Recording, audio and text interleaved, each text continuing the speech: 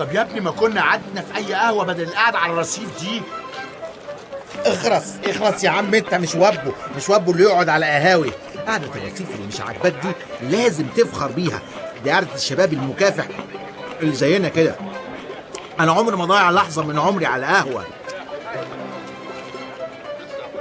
بقول لك ايه، بص بقى، ضيعها انت على الرصيف وانا هروح اضيعها على اي قهوه. انا نفسيتي تعبانه وقرفرف منك وعاوز اشرب حاجه مسكره. عاوز تقعد انت؟ اقعد يا عم. ازاي ده؟ انا طبعت اكتر من 30 نسخة سي في ووزعتها ولحد دلوقتي ما حدش اتصل بيا. يا عم تعيش وتدوب، خليك حمار كده وفكر. شوف البلد بتمشي في أيها اتجاه وامشي معاه. بلدنا بتتقدم بينا، وإن شاء الله الأشياء هتبقى معدن، قصدي برسيم. برسيم؟ قصدك اعمل ايه يعني؟ دلني. العب كورة مثلا، شوف اللعيبة والمطربين والمشخصاتية بياخدوا كام واسمهم بيلعبوا كورة أو بيغنوا. ويا عيني بقى لما تحترف بره لو بقيت لاعب، أو تعمل لك كام حفلة كده لو بقيت مطرب، يوه هتعدي. كرة ايه يا عم وطرب ايه؟ مصر دلوقتي محتاجة علماء. تعرف انا طول عمري نفسي اطلع عالم كبير زي الدكتور زويل كده، او الدكتور مصطفى محمود الله يرحمه. حاجة كده تفرح. يا ابني ما تبقاش بني آدم، فكر كويس، خليك حمار.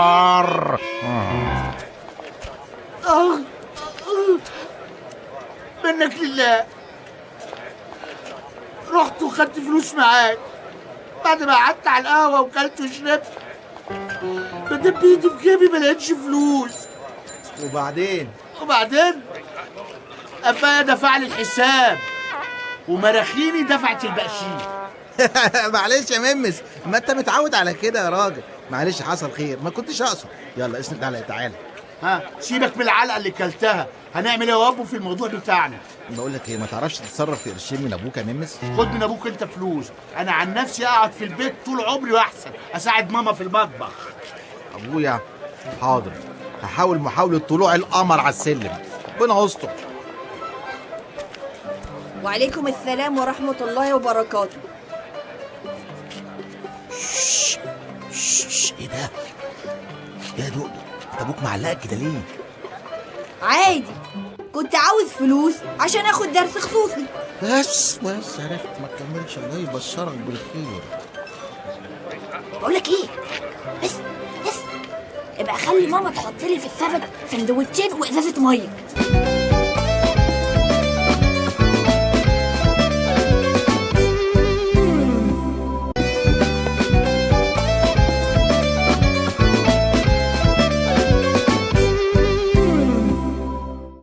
والله أنا كسبت في آخر شريط أكتر من 13 مليون جنيه، وده رقم معقول إلى حد ما، لكن أنا بجتهد عشان أوصل لأكتر من كده.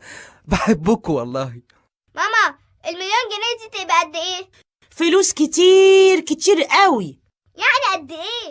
والله ما أنا عارفة، بس يمكن تملى أوضة. السلام عليكم. وعليكم السلام. عملت إيه يا حبيبي؟ 7 ولا ضبع؟ قطة يا ماما، قطة يا ماما. لازم تشوفي حل في موضوع الفلوس ده، انا لازم اخد كورسات عشان اعرف اشتغل بقى. ولا يهمك يا حبيبي، هعمل لك جمعية واديها لك، ولا تزعل نفسك. هو أنا عندي أغلى منك؟ يا حبيبتي ربنا يخليكي ليا يا ماما، ربنا يخليكي ليا. وابو بقول لك ايه، مش طالباكي خالص دلوقتي، بعيدي عني. طيب ما تطلع مطرب، هيبقى معاك فلوس كتيرة قوي وتطلع في التلفزيون والناس تحبك. يا بنتي بعيدي عني، انا مش فايقلك خالص. بعد اذنك يا ماما. كان فاضل بس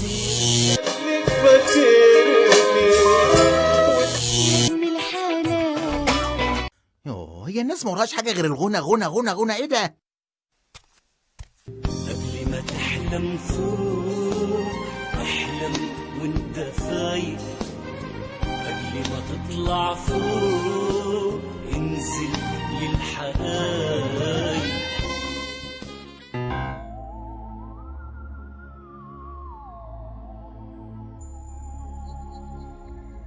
تصدق يا استاذ وهب واختك الصغيره دي معاها حق، حتى انت كمان.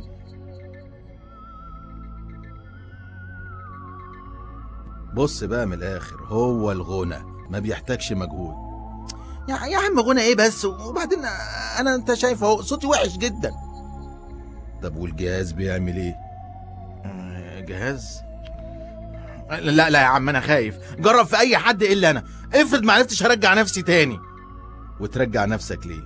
لو فضل صوتك حلو ايه المشكلة؟ تصدق معاك حق، بس خلي في علمك انا هعمل شريط واحد بس واعمل بيه مشروع كبير، وبعد كده هبطل موضوع الغنى ده خالص. بس على الله ينجح. سمعني حتة كده. حاضر. ايه انت هتموت ولا ايه؟ حاضر بسألك بس. بحلم ويحلالي، بحلم وانا مالي، واللي هيحصل ايه بربم راضي انا بحالي بربم. بس عارف ايه اللي هيحصل؟ انك هتتحدف بالطوب من صوتك المقرف ده.